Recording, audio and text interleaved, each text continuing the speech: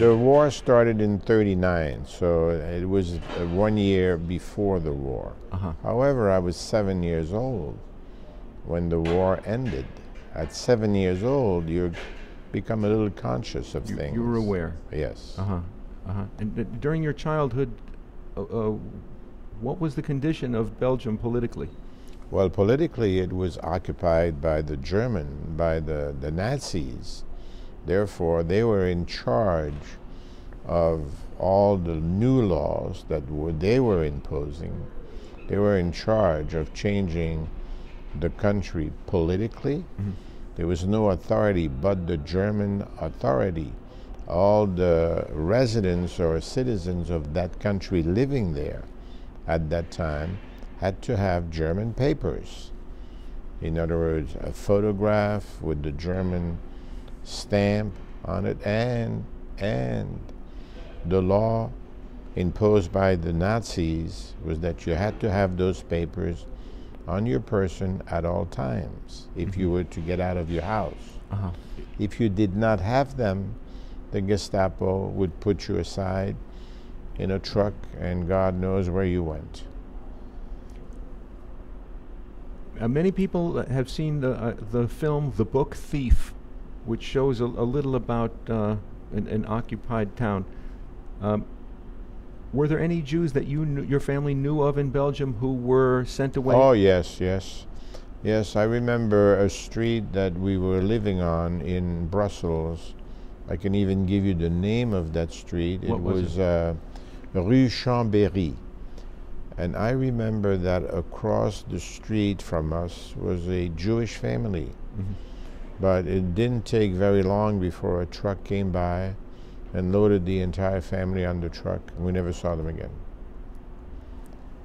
Were your parents aware of who they were and why and what was going on? Oh yeah, my parents were aware that they were Jewish, but there's nothing that we could do. And you didn't want to fraternize with Jewish people because the Germans could take the liberty of including you as part of the bunch that they were taking away.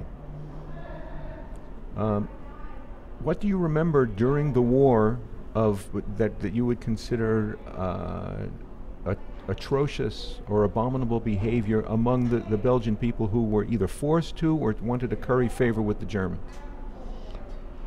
Well, some of the atrocities that they would commit is that if they felt like you did something wrong, they would bust the door of your house and just walk in and load you onto trucks and you'd be gone. The Germans would? The Germans would. German soldiers or the German Gestapo would do that.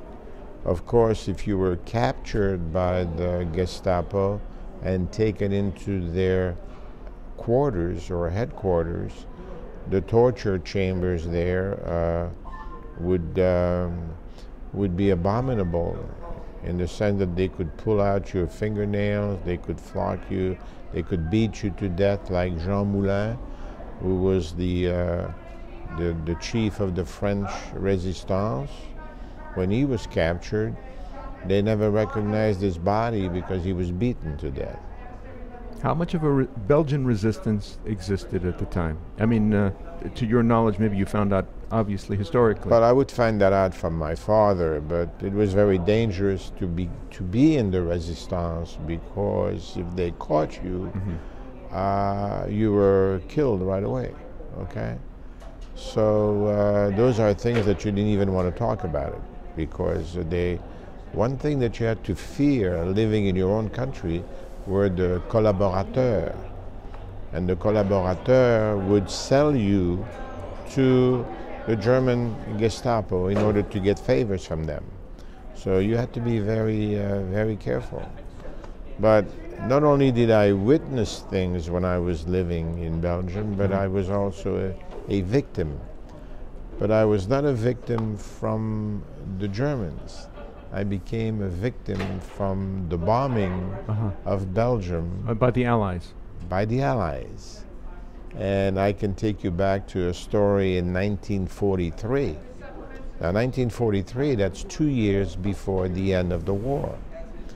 1943, September 7 was my birthday. And I was back in kindergarten.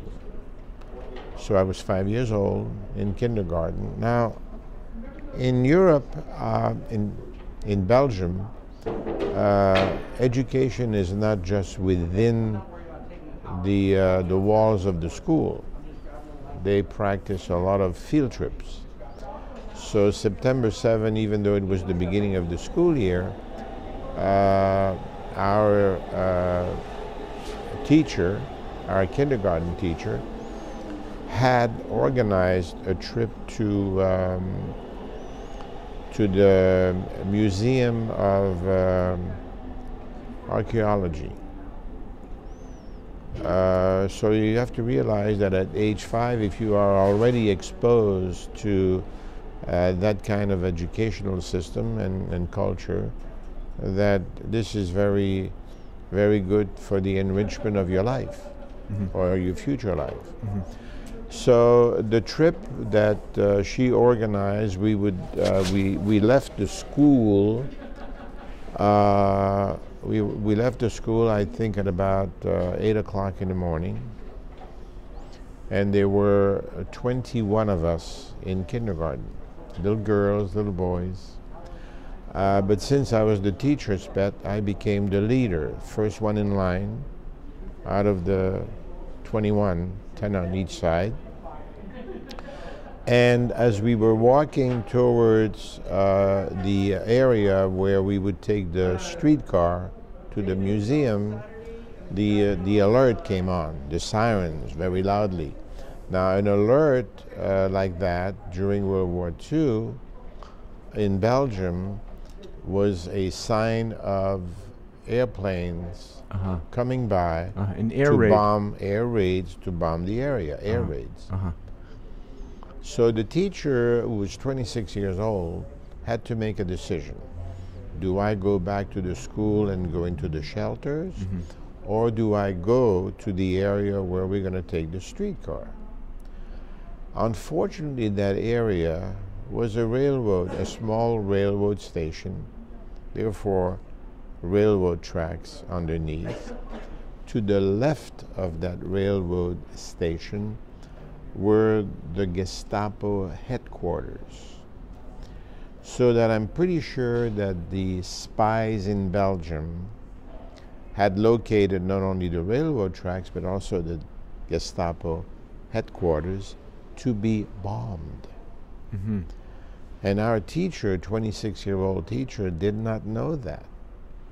Only afterwards do you find this out. So instead of going back to the school that she should have done and put us in the shelters, she decided to have us run to the area where we would take the streetcar.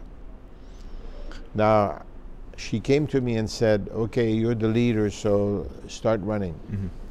By the time we got to the area where we would take the streetcar, suddenly everything started to getting darker, and it was 8 o'clock in the morning. Suddenly the streetcar came by. I remember the number of the streetcar was number 68, because it had a sign in the front, 68. And the streetcar stopped, and I actually, being 5 years old, I had to grab the wooden handle to climb onto the streetcar. And at that particular time, that particular moment when I climbed into the streetcar, everything became pitch black, like the middle of the night, and very dusty.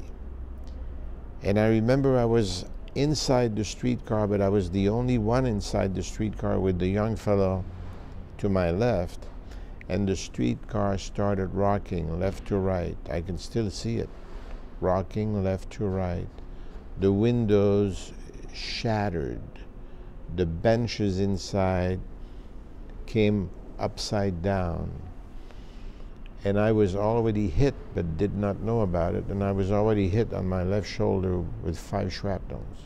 The reason I know 5 shrapnels is because the surgeon removed the 5 shrapnels when I got to the hospital. You made it to the hospital. What happened to the I didn't make it to the hospital because if I can tell you at that particular time that I became uncomfortable, I just wanted to get out of that area. Instinct at 5 years old. Wanting to get out of that area, but as I turned around, everybody behind me was dead. They were flat on the ground. German soldiers, all the kids behind me were on the ground, dead. They were dead. The streetcar saved my life by absorbing the shock. Absorbing the shock. And how did your parents find out that you were still, that you had survived? Well, my parents found out through the radio. They made an announcement on the radio that all the kids in kindergarten in that school had perished. My father and my mother found this out on the radio. On the radio, they also gave the name of the building that they had to go to identify the bodies. So by the time that my parents got to that building, there were 19 bodies in blankets, so that my mother had to witness the lifting of 19 blankets until they got to the end. And she said, well, I haven't seen my son. And they suddenly remembered that there were 2 survivors. And they gave the name of the hospital where the 2 survivors had been taken. And that's how they found me. So how did this affect your family's attitude towards the Allies? That's a very good question. They must have been rooting for the Allies until this point. No, they didn't. They rooted for the Allies all the time because they were aware of the suffering that they were going through from the German occupation. And they knew that the Allies was going to provide a radical change. And that actually superseded the fact that they were coming to their country and bomb the country to actually eradicate and chase. But after you were wounded, did they turn with their hatred towards the Allies? No.